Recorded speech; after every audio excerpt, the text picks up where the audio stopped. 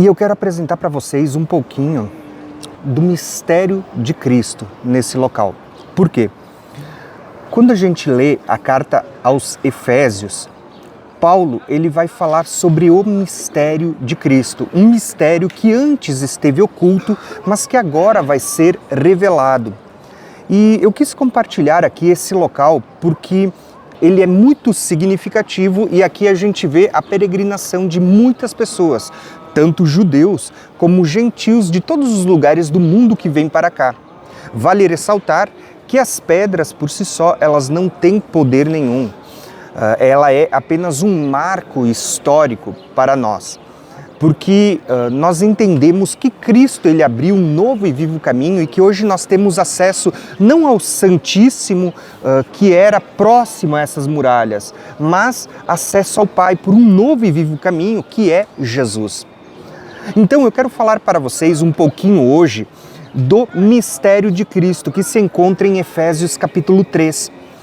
Olha que interessante, Paulo vai escrever o seguinte, ele diz assim, pois, segundo uma revelação, me foi dado a conhecer o mistério, conforme escrevi há pouco. Isso no capítulo 2, então é importante você ler também o capítulo 2. Então ele diz, pelo que, quando ledes, podeis compreender o meu discernimento do mistério de Cristo. Que mistério é esse? Você sabe? Não? Então eu quero compartilhar com vocês.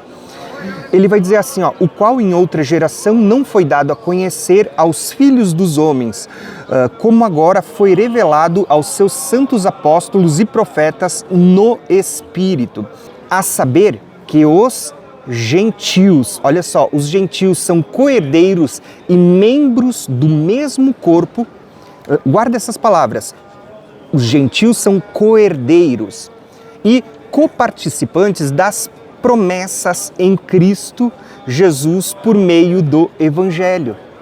Sabe qual é o mistério que Paulo está anunciando? Ele está dizendo que nós, gentios, nações, nós se tornamos co-herdeiros e coparticipantes das mesmas promessas. Que promessas? As que foram feitas a Abraão pela fé. As promessas que vêm acompanhando o povo da primeira aliança e que também, quando creem em Jesus, fazem parte da nova aliança. Esse é o mistério de Cristo. Mas, para quem ainda não conhece, eu quero falar um pouquinho mais. Porque olha o que Paulo ele vai dizer. Ele vai falar sobre o mistério de Cristo, que está ligado a judeus e gentios, falando que somos co-herdeiros do mesmo corpo, coparticipante das mesmas promessas, e Paulo continua escrevendo. Eu vou resumir para vocês, mas olha o que Paulo diz em poucas palavras. Ele diz que outrora nós, que éramos nações, éramos gentios, outrora éramos gentios na carne. Ele diz, naquele tempo nós estávamos sem Cristo, separados da comunidade de Israel. Lembrando que aqui quando eu falo a comunidade de Israel, eu não estou me referindo ao povo carnal, e sim ao Israel espiritual que Deus sempre teve em todo o tempo. Porque Paulo ele vai dizer que nem todos os israelitas são de fato israelitas, mas aqueles que o são no coração, em espírito, o Israel espiritual de Deus. Então quando eu falo que nós nos tornamos participantes, eu estou falando do Israel espiritual e não do terreno. Então presta atenção no que Paulo ele vai dizer. Ele diz, naquele tempo nós éramos gentios na carne, estávamos sem Cristo, separados da comunidade de Israel, estranhos às alianças da promessa, não tínhamos esperança, sem Deus no mundo. Ele diz, mas agora, ele está falando para aqueles que creram em Cristo. Ele vai dizer, agora vocês não são mais gentios. Presta atenção, agora em Cristo, os que estavam longe, eles estavam pertos por causa da primeira aliança e das revelações dos patriarcas, mas nós, gentios, nações espalhados pelo mundo, nós estávamos longe. Então Paulo ele vai dizer assim, agora em Cristo, nós que estávamos longe fomos aproximados pelo sangue de Jesus. E aí ele vai partir para outra camada de revelação, dizendo que de ambos quem?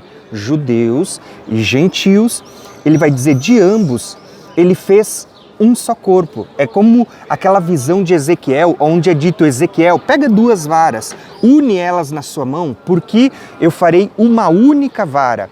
A casa de Israel e a casa de Judá se tornarão uma só vara na sua mão, o Israel espiritual de Deus. Então ele vai dizer assim, ó, de ambos ele fez um, derrubando a parede de separação. E dos 2, quem são os 2 citados? Judeus e gentios. Ele diz, dos 2 ele criou um novo homem. Olha que linda essa revelação. E reconciliou ambos em um só corpo com Deus. Porque vale destacar que quando a gente fala de reconciliar, todos pecaram, todos estavam destituídos da presença de Deus. Tanto judeus que estavam mais perto por causa da lei, por causa da Torá, por causa dos patriarcas, como gentios que estavam longe. Todos nós éramos pecadores e estranhos, separados da presença de Deus. A Bíblia diz que os nossos pecados fazem separação entre nós e o nosso Deus, e todo mundo é pecador.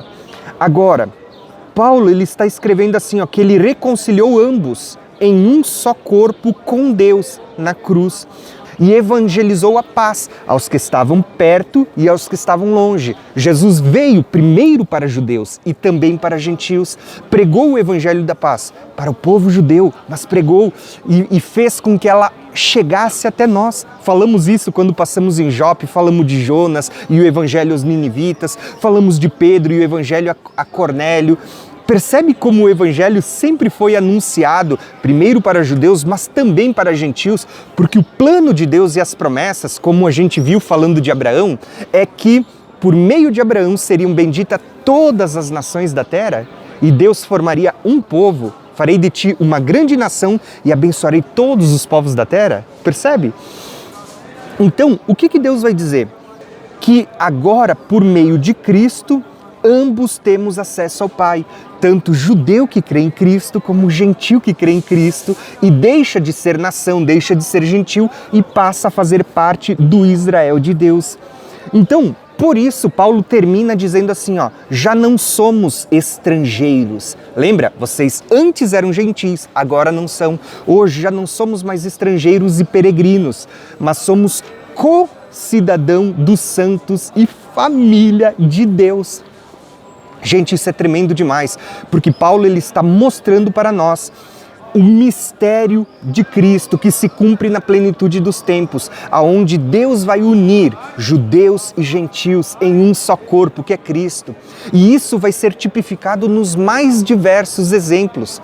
Quando a gente fala, por exemplo, da oliveira, Paulo não diz que a raiz da oliveira é Cristo e os ramos, vai falar dos ramos naturais, os judeus, que pela fé permanecem ou pela incredulidade são cortados, e nós, gentios, que pela fé, mesmo sendo oliveira brava, jambuzeiro bravo, pela fé também somos enxertados e nos tornamos participantes da mesma seiva, da mesma raiz, da mesma oliveira, e nos tornamos um com Cristo, um só corpo. Então, esse é o mistério anunciado por Cristo que eu quero compartilhar com vocês. Lembrem, irmãos, não existe teologia da substituição, como muitas vezes a gente vê sendo ensinado, principalmente em linhas mais aliancistas ou teologia do pacto.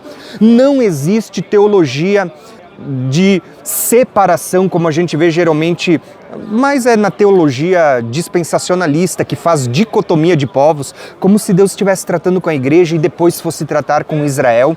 A verdade é que Deus tem um único povo, Deus tem uma única noiva, que é formada tanto por judeus que creem no Messias, como por gentios que também se convertem e passam a fazer parte da família de Deus. E como Paulo diz, co-herdeiros do mesmo corpo, coparticipantes das mesmas promessas e concidadão dos santos. Por isso que em outro lugar Paulo vai dizer, se vocês estão em Cristo, vocês são descendentes de Abraão e herdeiros das promessas feitas a Abraão.